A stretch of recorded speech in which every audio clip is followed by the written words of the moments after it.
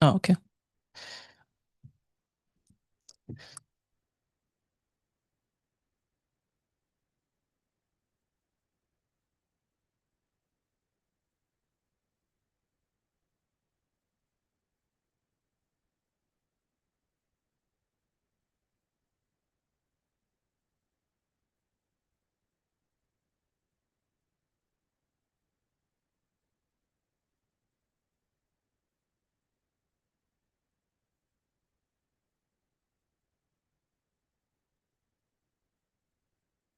Hello. All right. Here we go. Hello and welcome to the Melissa Diaz Report. My name is Melissa Diaz, coming to you live from Austin, Texas. Texas. I've never felt further away from the holidays. Oh my goodness gracious me. It is not a wintry Christmas here at all. It is basically a billion degrees still. And that is not the most Christmassy of temperatures. So I don't know what to do with it. It's kind of sad, actually. I think Texas needs to rebrand Christmas for itself. Get more lights on more cacti, cactuses. Get stuff like that. Get a coyote, taxidermy it, put it on your lawn, and then put like a bright red nose on that. Do you know what I mean? Get a bunch of coyotes. I mean, they don't have to be taxidermied. That's kind of gross, actually. Get some coyotes, get some deer, get some Gila monsters, and put a little Santa Claus hat on it or something like that. Just please, people here in Texas, especially Austin, because that's where I'm at, stop trying to make this place feel Christmassy in the vein of your ancestors back in Europe. Stop it. Stop it. Stop. It's sad. It just looks like you miss the North. That's all it looks like. The lights, the white Christmas lights strewn all over your lawns, your front lawns to look like snow.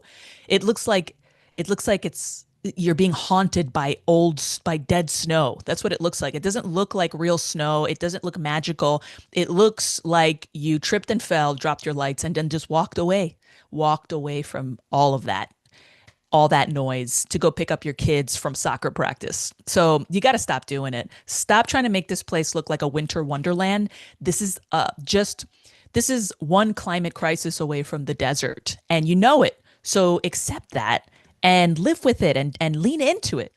In the Caribbean, people will put lights on palm trees and it's cute and it's great. And then you have a little tropical margarita. You know what I mean? A little coquito. You look at the waves and the beach and you're just glad that the weather's nice and there's no tsunamis and you're not being blown off the island by a hurricane.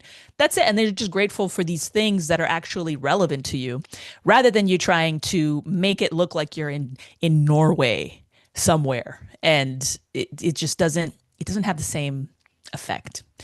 But the whole thing about winter is kind of symbolic. It's really just like a winter, it's like a dark period of time, and you have lights to remind you that there is light, that there even is such a thing as light, and that one day, if you just hunker down and wait it out, when the new season comes around, the sun will be back. And that's what Christmas is about. And in that way, I think we need the spirit of Christmas more than ever, but the real spirit of Christmas, not that bullshit Santa Claus idiot just coming around breaking into people's homes and stealing your cookies, just feeling entitled to your cookies that you just leave out. Like, excuse me, sir, that was not for you. Would you just think I left a plate out of cookies for you? You're a stranger breaking into my home, right? My children are here. I'm terrified. These cookies are for me when I get up in the middle of the night covered in sweat, okay, from sleep terror because I have a lot of anxiety about paying off my mortgage. And I get up and I'm in a cold sweat and I go to the bathroom and what's waiting for me? Cookies. Or there would be if it weren't for some fucking fat white guy breaking into my home, taking my cookies. Don't do it. Anyway, winter, okay? That's the real deal celebration of winter, the solstice, is that it is a brutal, cold, dark, grim, friendless time. And all you have is your family around a fire. And back then, it was you were more like a homeless person. You were around some kind of, you know, pre-civilizational version of a trash bin fire, holding your hands up, just trying to keep your family together, trying to keep the kids closer to the fire so that wolves wouldn't just rip them out of the circle. And it was terrifying. Okay. And existentially, for a lot of people, we are experiencing that now. We are experiencing a sort of a social winter where there's a lot of uncertainty and people are freaked out and alone in the dark. And the only thing they have is the glow of their phone to keep them warm, which is pathetic. So we need to get into the spirit of Christmas, the real deal, because this winter has been a real winter. I mean, there has been carnage and murder, terrorism, and boats in Venezuela being blown to smithereens, and terrorist attacks in Sydney, Australia. I mean, this is winter. We are in winter, the winter of the soul. And I am here to help light the way. Okay. I'm here to help light the way with this podcast. And I'm going to help us. I'm going to help us all. I'm going to be a light, is what I want to be. So first, let's just talk about a bunch of murder and mayhem. We got a lot of holiday carnage over the last week that I need to cover. We got Nick Reiner accused of murdering his parents, who stood trial this week. And finally, we're going to end with Trump's address to the nation. And we're just going to cover that quickly. And then I want you to go out there and take this light I give you and go light the way with humor and irony and dark jokes for the holiday season. Okay, everyone, we need to start laughing at the dark here because it's the only thing that's going to get us through it. Let's fucking do this shit. Okay. So holiday carnage over the last week. I mean, there's been so much that I'm going to cover that as one story. Let's do it. Okay. So first, we got the bigger named ones, the ones that are getting the most attention, rightfully so. We got the Sydney Hanukkah beach shooting. We got the Brown University shooting, in which the shooter is still at large. The Sydney Hanukkah beach shooting is almost definitely a terrorist attack, Islamist terrorist attack. I don't know. Whatever you call it when you're like, hey, I don't hate Muslims, but this does have to do with Muslims, but not really. You know what I mean? I think it's Islamist. We got the Luigi Mangione case, which looks like it might actually get taken out of court, or at least their evidence is going to get thrown out because there was no warrant when they searched him in that McDonald's when he was eating his apple pie and thinking about the good times, aka when he shot some guy in the back on Fifth Avenue, as should we all. Eat apple pie, I mean, not revel over murder. And then we got the German police arrest 5 men over the Christmas market attack plot that was being planned for that Christmas market day. They caught them, thankfully. But then we got another 4 defendants, these are Americans, arrested for alleged anti-capitalist, anti-government plot to bomb U.S. companies on New Year's Eve. That's just a few of the insane things that happened over this week, mostly during the weekend. Hanukkah, it's like, right? And then not to mention, of course, everything that's going on in Palestine, everything that's going on in Sudan, all that other shit. Okay. Ukraine. I mean, this is crazy, crazy town. This is, the one thing that really, and not to mention the fact that like the people that have been getting away with murder, like the Crown Prince of Saudi Arabia, for example, Luigi Mangione might get away with murder. Yeah, I mean, I think it's official. I think we can confidently say that murder is officially A-okay for everybody. Everyone is okay with murder currently on some level. Oh, I didn't even mention the Zizians. Those were the trans-identified led extremist group that's trying to basically save the world from artificial intelligence, who went on a murder spree sometime earlier this year, actually. So This has been going on. Uh, there's also been polls showing that people are more okay with political violence. That's it. It's official. It's open season on everybody right now. We are out to get each other. Murder seems to be acceptable insofar as the person being murdered sucks to you personally and politically. That's it. If the person scandalizes your sensibilities, it is okay to murder that person. The problem is people have different sensibilities, so it's all up in the air about whether it's okay or not, but it's generally always okay for at least one demographic. And that's where we're at. We are at murder. Murder is at worst, murder is meh. And at best, murder is, yeah, they got that sucker. Oh, did I even mention? I forgot Trump's two separate assassination attempts. Hmm? I think the only reason why they didn't try to assassinate Biden was because everybody was kind of assuming that he was going to off himself by just tripping over something and falling off a high building somewhere during some inauguration for something. So, yeah, the only thing that we seem to have a problem with, where it's still controversial, is in two areas, and that generally tends to be abortion, still controversial, and the death penalty, also controversial for, I guess, a similar, well, for different reasons.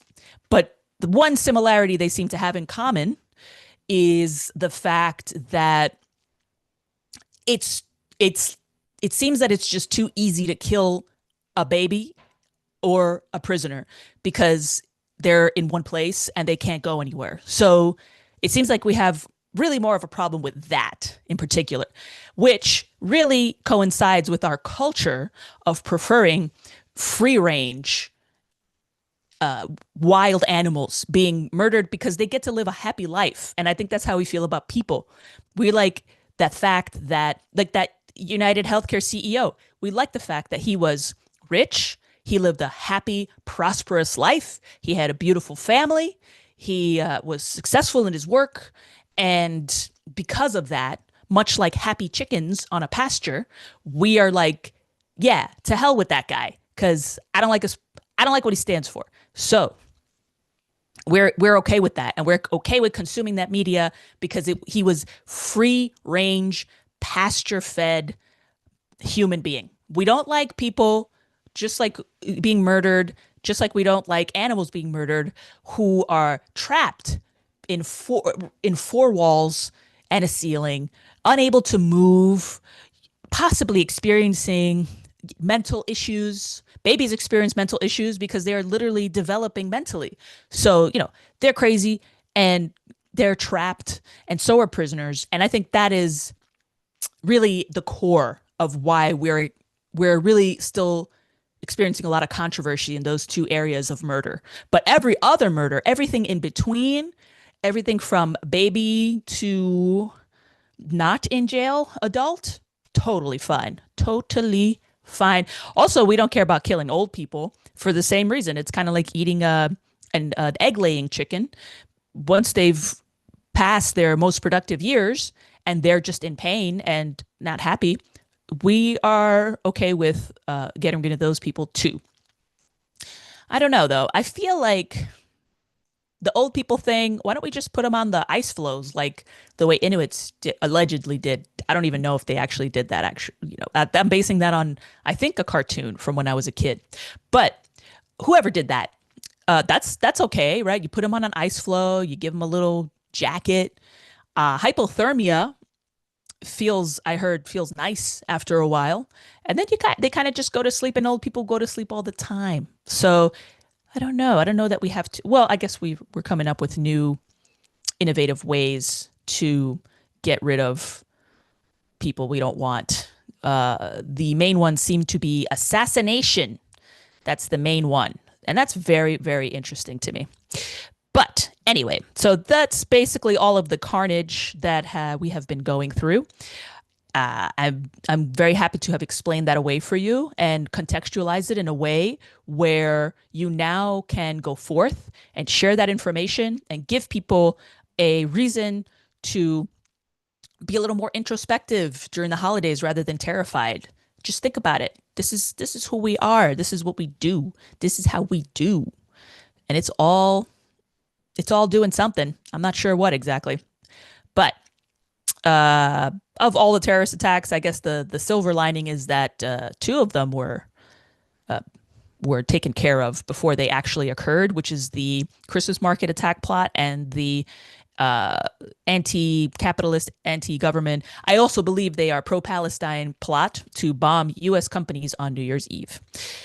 So that's something to feel happy about. Yeah. Okay. Anyway, moving on. We have Nick Reiner, the son of film director Rob Reiner and Michelle Singer Reiner, who is making, well, has already made his first court appearance to face first degree murder charges over their alleged killing in probably, in my personal opinion, one of the worst ways to go, which is being stabbed with a knife. And I don't even know what kind of knife it was. I don't know if that makes a difference, but there's literally no knife you can go out getting murdered on that is good. Even if it's a potato peeler. And and I'm not even saying like they're just trying to peel you to death. I'm saying like trying to stab you with the potato peel. Even that's not pleasant. That's not good. You get shanked by a potato peeler, or what are the other accoutrements of the kitchen that you can be attacked with? A baster, what, a turkey baster in the eyes or something. What's other stuff you can kill people with? Frying pan. Frying pan, I guess, is a quick way to go. That's quick and painless. That's the most humane way that a stay-at-home mom can attack her husband. And we have the assortment of knives, obviously, the small knives all the way to the big ones, all the way to the cleaver. The cleaver, oh, I hate the cleaver. The cleaver is a chopper, and that's kind of like machete territory, where really not good. That's more like Hotel Rwanda kind of murder. Not fun, not good. And I mean, none of them are good. So whatever knife he used, it can't be. And the more professional the knife, I think the worse it is. Like one of those serrated edges ones. Ugh. Knives are terrible, terrible. I mean, why don't we, instead of guns, we should ban knives and then we should cook with guns. That's my opinion. I move that we just do that. Just shoot your steak, pow pow pow. Just fill it up full of lead and then bake it and eat that and just spit out the shrapnel and just let's ban knives. Let's just do that. Is anybody down with that? There's all this drama and innuendo and rumor and gossip surrounding Nick Reiner and the murder. Specifically, I think the more known one is that while he was at Conan O'Brien's holiday party with his parents, who took him along to, quote, keep an eye on him, he started acting erratically during the party and asking people a bunch of weird questions like, what's your last name and are you famous? And then he got into a fight with his dad about it. And then uh, yeah, within 24 hours, his parents were deceased, which is very sad. So that is not cool. Not cool, Nick Reiner. But if you want to look at a silver lining in this way, I think this is proof positive that Nepo babies do get a leg up and they have an advantage, but there is still some meritocracy when you get past certain gatekeepers. So Nepo babies can get past pretty much most of the gatekeepers. But if you're a hot mess, like Nick Reiner apparently was, addicted to drugs since he was 17, probably had mental issues, probably self medicating. That's kind of what you do when your brain's not working right. You try to take drugs to make it right. Subconsciously, you're just doing instinctively, you gravitate towards what might help you, like ADHD. You start smoking crystal, right? So it's or doing cocaine or something like that because it gets you right. And so whatever mental illness he was struggling with that maybe went undiagnosed made him, not work hard enough for it. He didn't have that hunger. He was too busy saving his own soul to actually work towards making some good movies and being a filmmaker. And so once he got past those gatekeepers that his dad helped him get past, his dad, I think, even made a movie with him. I think it's called Meeting or Being Charlie. Even that didn't help him. So that's I don't know that if you don't come from a prominent Hollywood family, if you can get into Hollywood, that doesn't necessarily mean that. But at least you can have the spiteful pleasure of enjoying the reality that not every Nepo baby can hack it just because they're a Nepo baby. So that's something that can warm your heart in the new year. As you ring in the new year, just know that even the people that have it all here are miserable too. So that's wonderful. Um, anyway, moving on. Oh, yeah, we got those four defendants. By the way, I just wanted, as an aside, to mention that they belong to a group called the Turtle Island Liberation Front. Um, yeah. So, and that's the thing, right? Uh, you can people what I mean, the thing is that the only thing people are going to do is use this as content so that they can rhetorically mudsling to some political opposition. So nothing's going to get done.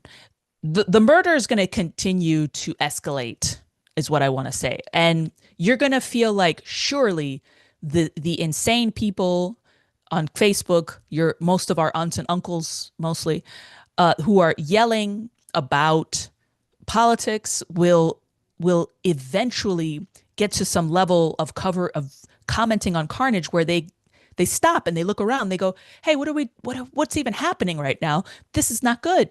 But they won't, okay? Because they're insane. They're insane, and there's no saving them right now. They will continue to mudsling. They don't understand on some level in their brains that this is real life. And so don't look to them for reason. They will not become reasonable. It will continue. And that's really frustrating if you're still going on Facebook. You should just not go on Facebook. Those people are in a holding pen. And in a way, it's probably good that they're just stuck there, trapped, arguing with each other.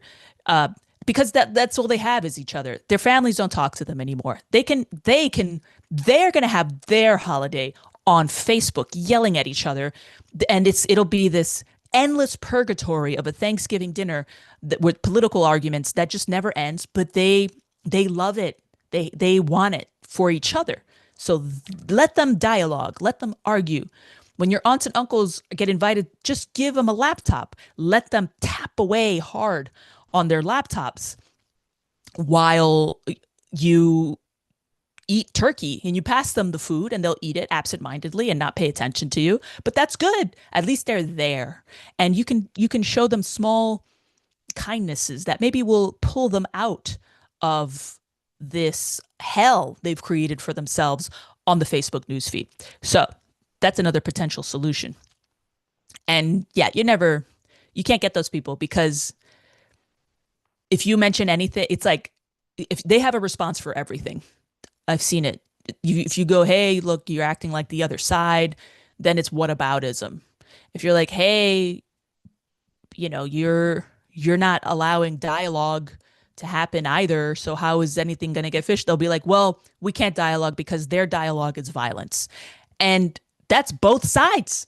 And the thing is that's a misnomer because it's not both sides, okay? There is a cohort of insane people who have taken sides, but they're all one insane blob that nobody wants to talk to anymore because they can't get it together.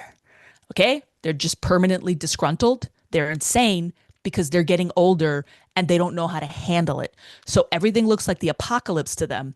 And I know that as a person who's getting older, okay? If you're not careful, you start projecting your fear of death onto your life.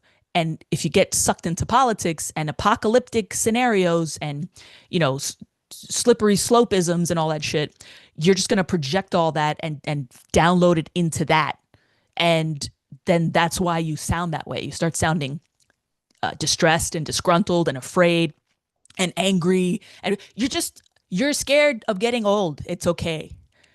And you're projecting it. But, you need to get off the laptop and look around because you'll realize suddenly that you're at a Christmas dinner, you don't remember how you got there.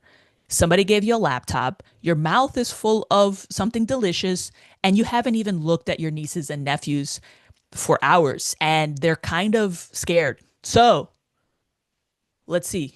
Let's see what happens. So moving on. Yes. From this guy, Nepo babies, mayhem, carnage, the holidays. Finally, we're going to end with Trump's acceptance speech. He's addressing the nation. Yes, during prime time, which is interesting because obviously nobody cares about what he actually said. They're really just concerned with what what they want you to think he said, and that just is also going to go nowhere. But it's something. Here, I have it here uh for us to look at real quick. All right, we're going to look at this, and I put it on double speed because I don't have time for this bullshit. So this is Trump.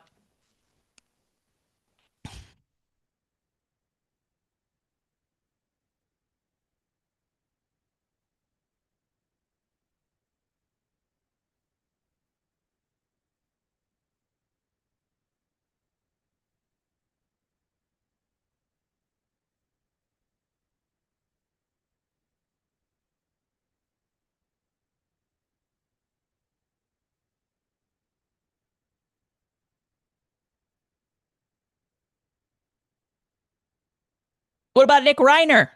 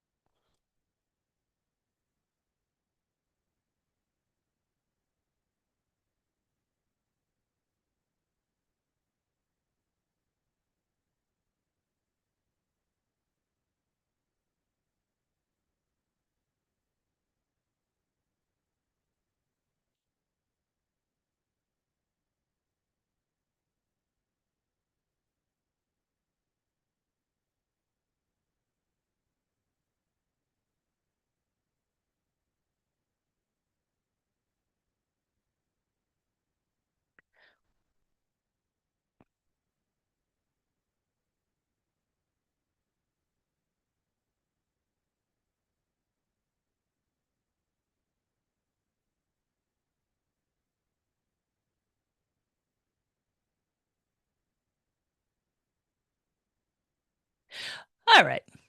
Well, I like how he paints this history that happened of all our cities getting flooded and all these people. In as he's just kind of consolidating certain facts about the effects of immigrant, but then he's blowing it out of proportion in so many ways that it's almost like listening to somebody do a real world version of Lord of the Rings. So, and that's kind of what we're living in. If you think about how they spin everything together, this is basically the planet Earth's version of Middle Earth and Lord of the Rings. And I don't know who the hobbits are in this particular scenario. Everybody thinks they're the hobbit, though. That's the thing. Republicans think they're the hobbits. Democrats think they're the hobbits. Independents think they're the hobbits. Libertarians think they're the hobbits. So I don't know. I don't know who the hobbit is in this particular world and its story. But we have our Eye of Sauron, which is basically our phones and social media, spy, like just putting its eye on everyone, and then when it focuses in on someone, it like ruins their lives and shit like that.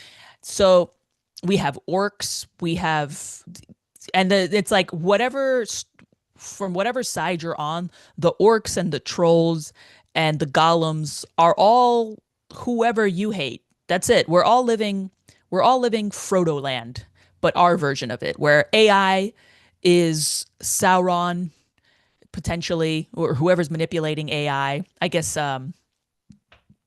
tech leaders, right?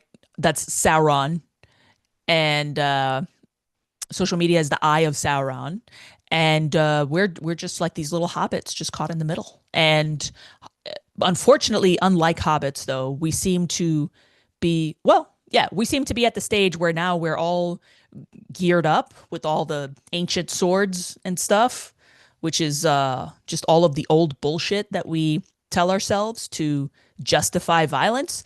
And now we're going to town. It's wartime. I don't know who the elves are in this scenario. It depends on again, just depends on your side of the aisle. So for some people, the elves are the Republican Party. For others, it's the Democrat Party. For the other Democratic Party. For other people, it's immigrants. For other people, it's Israel. For some other people, it's Palestine. For other people, it just kind of goes on and on forever. We're all just living in a story here. Um, and it's all stemming from our fear of our own mortality. And that's kind of it, right? So that's why you should really just try to enjoy the holidays and don't just give it a rest, huh? How about that? Can we do that? Trump is not. Here's the thing about Trump. Trump is many, many not good things. He is a sign of not good things for people, the fact that he's there, but this nothing, it couldn't have gone any other way but him being there as the president because of how things played out. It's and it's like you can't even tell anybody anything about it because everybody's mind is set up and it's made up, and I'm not going to say anything that's going to change it. But I will say this. Trump is not he's not your fascist president. I'm telling you that right now. He's not a fascist president. He's not a fascist dictator, rather. And I'll tell you why. Because a fascist dictator implies that you're running a country that can get its shit together good enough to actually do anything, to actually change anything in any direction at all, to go and invade countries, to establish some kind of hardcore national identity, to switch around the, moral norms of that society through deploying state police and army, marching. You can't even get enough soldiers here to do that because everybody's overweight. So you have to wait till the Ozempic kicks in for any of that to even start to happen. And then everything else it's not going to happen because people are too entitled to join a force like that to do anything. Nothing. People are way too concerned with fraud, committing fraud, being fraudulent, lying, quiet quitting, and just eating, drinking, doing drugs, just now gambling once that becomes even more legal, smoking weed, which Trump just passed another law that would make it more possible for medical marijuana to hit the streets. Just a mess, a mess. Okay.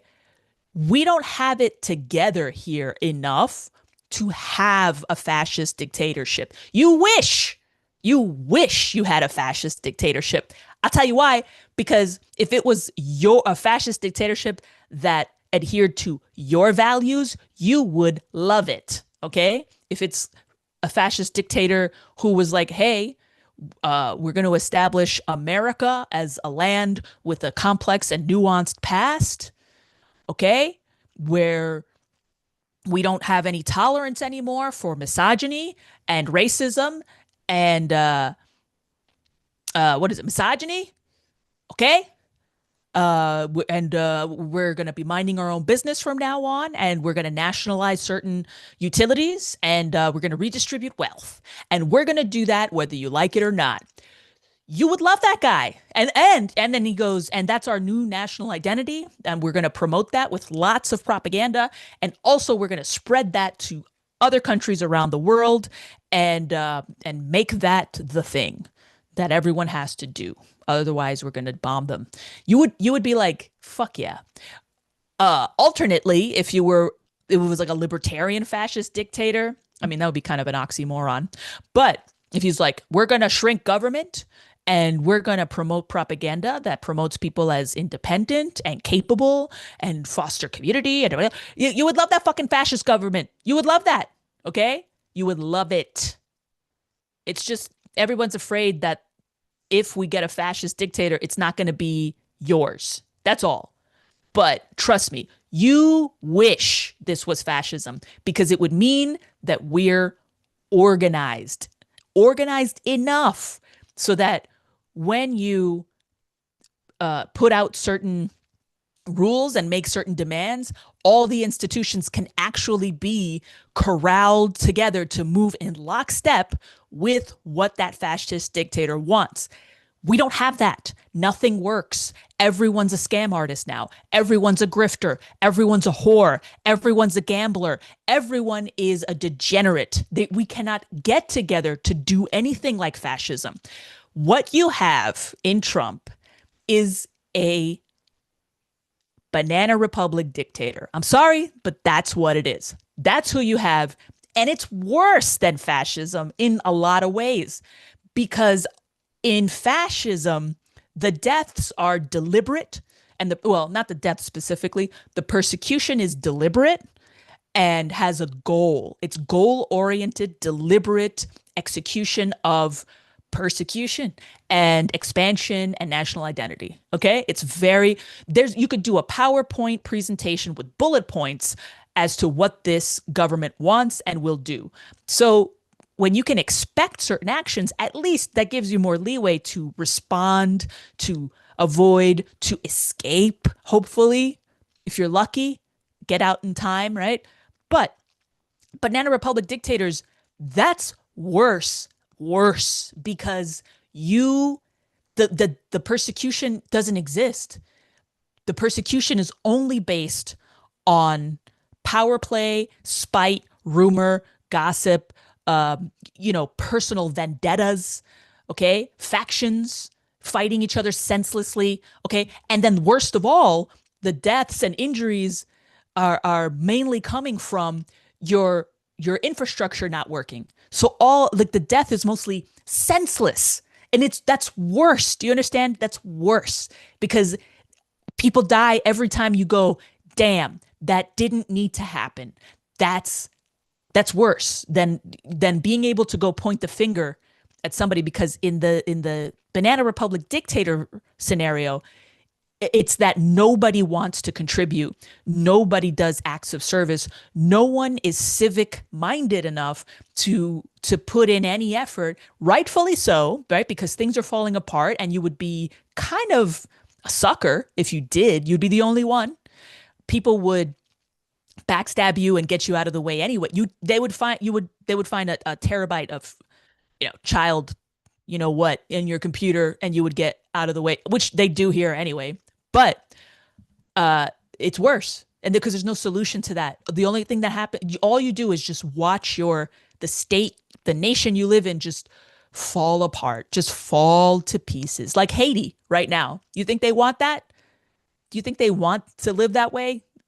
Fucking gangs are the government because that's what happens. And it's most likely to happen here, if anything, even though I think we're pretty far away from that, just to be clear, because that's the hemisphere we live in. Those are the people, that's the culture. It's kind of the vibe of this geographic area. And I am a believer in the fact that people kind of respond to their environment literally, like the physical, geographic environment, their biome. I think, it affects you. Like you could see it just in the north versus south of this country. People in the south seem less productive than people in the north, but that's because people in the north have cold, long, hard winters where the only thing you can do to keep the blood in your fingers and in your feet and to stay warm is to move, is to do stuff, is to get up and go. And the people who don't do that, they die. They don't make it. In the South, on the other hand, in the Caribbean and stuff, it seems like people are lazier there and all that. But if you've ever lived there, like I'm here in Austin, if you ever live there, you realize that the heat makes it so that it's actually a better idea to stay put. Don't move. Drink coconut water. Chill.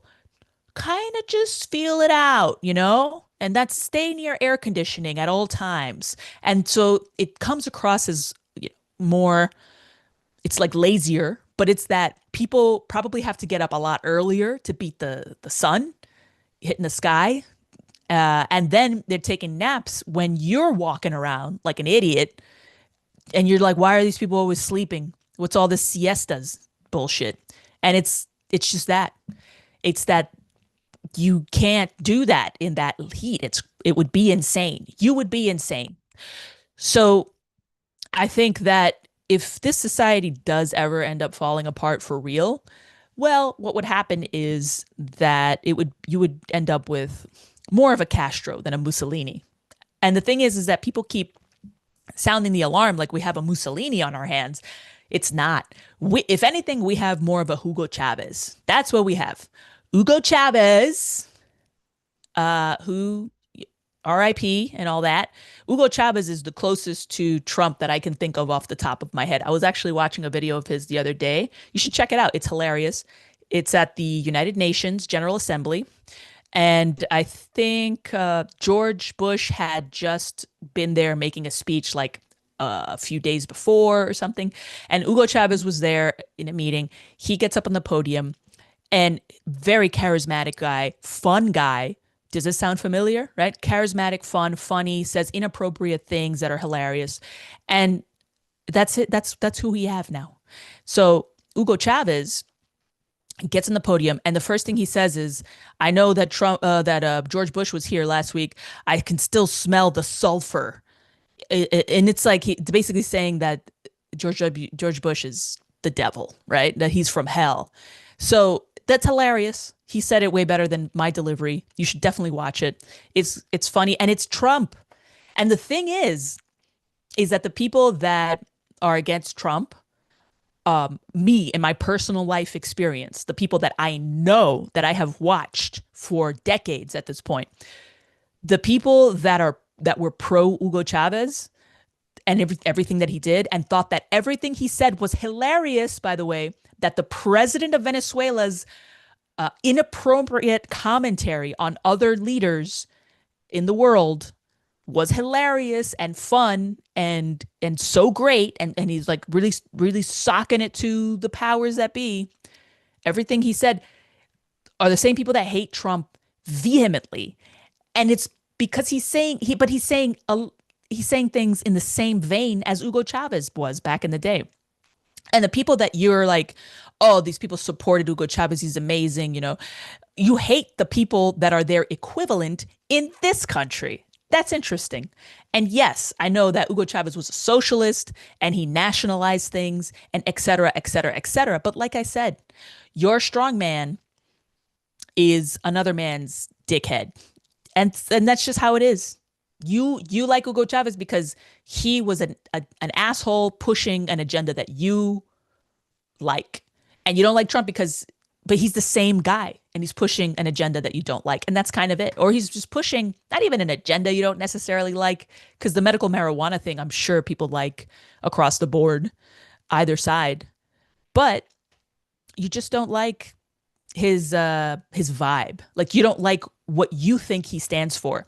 But Trump stands for the same thing Hugo Chavez did, and it was just populism. That's it. They are hacks, political hacks. They hack into people's sensibilities. They know how to pinpoint like what really gets people going, what gets them riled up, like what their real grievances are, and they speak to that. And so did Hitler, and so do all these other people. And it's like that's the strategy that you should discourage, right? But you don't when it's somebody who has your preferred agenda. So that's something people got to think about, right? Just populism is for morons. That's it. Pop, and the thing is, we're all morons. Okay, populism is for that moronic part of you that really wants to believe the story of Lord of the Rings. That really want somebody to just get up there and speak your story. Speak your story time story that you love, your version of Lord of the Rings. And the thing is, it's like you have to change the cast of characters around a little bit to make that happen, right? where for some people, their Sauron is another person's Gandalf the Grey. And so that you do it the wrong way, then you're going to have people mad about that. But it's all story time. It's all bullshit. It's all a fantasy, and it's really all about your fear of death and not having a legacy and lack of control over how things play out in society. You see conspiracies left and right. And to be fair, there are conspiracies. There you gonna tell me that once you reach a certain income bracket, you're not telling secrets anymore? Huh? Ah, yes, you are. Okay? There are conspiracies. But when you start to see conspiracies and everything, you gotta take a step back and ask yourself what it is that's making you do that a little bit. And maybe you gotta dial it back a little, reel it in. Okay? Not everybody's a Mossad agent, although many are. Epstein probably was. I think he actually for sure was.